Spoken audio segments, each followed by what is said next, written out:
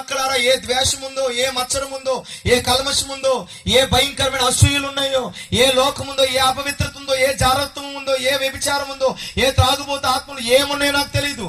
కానీ రాత్రి నేను చెప్తున్నాను, వాటిని విడిచిపెట్టి రమ్మని. ఈ రాత్రి దేవుడి చివరికి మరొకసారి నేను పిలుస్తున్నాడు. వాటిని విడిచిపెట్టి రాగలిగితే నేను దేవుని సేవకుడిగా ప్రకటిస్తున్నాను, నీ చరిత్రకి నూతన అధ్యాయం తెరవబడబోతుంది, నీ జీవితంలో నూతన పుస్తకం రాయబడబోతుంది. చెప్పలు కూడా దేవుడికి స్తోత్రం. నేను మాట చెప్తాను, ఎవరి కాలంలో దేవుడు నన్ను పిలిచాడు. ఏమండి, నేను ఎంత అలారముద్దుగా పెరిగానండి. నేను చాలా సున్నితంగా పెరిగాను. నేను ముక్క లేకపోతే ముద్ద దిగనండి. నేను అల్లారముద్దుగా, నేను చాలా కాస్ట్లీ డ్రెస్సులు వాడేవాడిని. నాకు ఇష్టమైన, నేను చాలా మంది అమ్మాయిలు నన్ను ప్రేమించి ఐ లవ్ యూ వెనకాల తిరిగేవా. నేను ఒక 3 సంవత్సరాలు అయితే అన్ని టెంపుల్స్కి వెళ్ళిపోయాను, అన్ని సినిమాలు చూడడానికి వెళ్ళిపోయాను ఇష్టానుసారంగా. నాకు ఇష్టమైన క్రికెట్ అంటే పిచ్చి, నిద్ర అంటే పిచ్చి, యూట్యూబ్ ఎన్ని గంటలు చూసేవాడిను. అపవిత్రమైన అలవాటైపోయింది నా జీవితానికి. అలవాటైపోయినప్పుడు దేవుడు వచ్చి అంటున్నాడు, జాషువా, నేను నిన్ను కోరుకున్నాను, నువ్వు ఇది చేయకూడదు. నా పిలుపు నీ మీద ఉంది, నా ఉద్దేశం నీ మీద ఉంది, నీ తలంపులు వంటివి కాదు నావి, రా. ఏం చేయాలి ప్రభా? ఇవన్నీ వదిలే. ఏం వదిలేయాలి? అదిగో ప్రేమ ప్రేమ అని తిరుగుతున్నావే, ఆ ప్రేమను వదిలే. ఏంటి ప్రభా? ప్రేమించాను ప్రభా, పెళ్లి చేసుకుందాం అనుకున్నాను ప్రభా, అది లోక ప్రేమ. అదిగో బిజినెస్ అని డబ్బు మీద ఉందా నీకు ప్రేమ, ఆ డబ్బును వదిలే. ఆ తిండి మీద ఉందా ప్రేమ, ఆ తిండిని వదిలే. నీ ఇష్టాలు, నీ కోరికలు, నీవన్నీ వదిలే, చంపే. అపవిత్రం అన్ని వదిలే అన్నాడండి. మీరు నమ్ముతారు లేదో, నేను ఏం ఆలోచించలేదండి. ప్రభా ఎలాగైనా వదిలేస్తే, వదిలేసి చూడు, నిన్ను ఏం పట్టుకోబోతున్నాయో, నిన్నెవరు పట్టుకోబోతున్నారో, నువ్వు ఎవరిని పట్టుకోబోతున్నావో నేను నీకు చూపించబోతున్నాను అన్నాడు దేవుడు. చెప్పలు కొట్టండి. హల్లెలూయా. అసలు వదిలేసి చూడు, తెలుస్తుంది అన్నాడు దేవుడు. ఆమేనండి. అయితే ఓకే ప్రభు అని ఒకే ఒక్క రోజులో ప్రియ దేవుని బిడ్డలారా, మీరు నమ్ముతారో లేదో, దేవుని సన్నిధిలో నిలబడి చెప్తే ఒకే ఒక్క రోజులో నేను ఎవరైతే నా వెనకాల లోక ప్రేమలో ఉన్నానో వదిలేసాను. నేను నా ఇష్టాలు వదిలేసా. 16 గంటలు, 12, 13, 14 గంటలు పండుకునేవాడిని. 4-5 గంటలు పండుకోవడం ప్రారంభించా.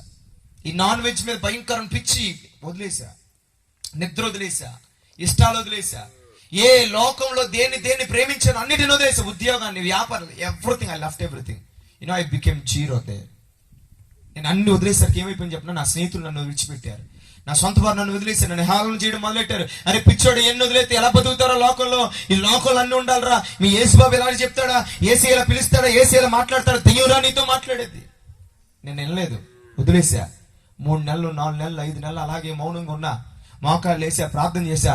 నాకు దినం వచ్చిందండి, దేవుడు నన్ను లేవనెత్తడం ప్రారంభించాడండి. తన అభిషేకంతో నింపడం మొదలు పెట్టాడండి. మీరు నమ్మండి ప్రియ దేవుని బిడ్డారా, వితిన్ కొన్ని సంవత్సరాల్లోనే 100 మంది సేవకులు తయారు చేయడం దేవుడు కృపనిచ్చాడు. హల్లెలూయా. 100 మంది సువార్థికులు లేవనెత్తడానికి, 1000 మందికి బాప్తిస్మాలు ఇవ్వడానికి, అనేక 1000 మంది యవన బిడ్డలు దేవుని కోసం రోషం కలిగి దేవుని సేవ చేయడం పురుకొల్పబడడానికి, అనేక అద్భుతాలు సూచికలు వితిన్ కొన్ని ఇయర్స్ లోనే జరిగించేసాడు. నాకు అప్పుడు అర్థమైంది, వదిలేసింది పెంట, పట్టుకున్నది మహిమ. గట్టిగా చెయ్యి ఆమె చెప్పండి. నువ్వు వదిలేసేది ఏంటో చెప్పనా, నిన్ను పాడు చేసేది వ్యర్థం, అది వదిలే. పక్కన చెప్పండి, వదిలేసి చూడను అంటలేదు. తమ్ముడు, రియల్ లైఫ్ ఎప్పుడు స్టార్ట్ అవుతుందో చెప్పనా, నువ్వు దాన్ని వదిలేస్తావే, చాటింగ్ చేసేదాన్ని, అప్పుడు మొదలవుతుంది. ఆమె నన్ను హల్లెలూయా. రియల్ లైఫ్ ఎప్పుడు మొదలవుతుంది చెప్పనా, కోపిష్టతనంతో బతుకుతున్న కోపాన్ని వదిలేస్తా చూడు, అప్పుడు మొదలవుతుంది. ఆమె నన్ను రియల్ లైఫ్ ఎప్పుడు మొదలవుతుంది చెప్పిన, బాటిల్ పట్టు పూగుతున్నావే, బాటిల్ బద్దలు కొట్టి అది ఆ యేసు వైపు నువ్వు చూచి చేతులు వేయగలిగితే నీ జీవితం మార్చబడుతుంది.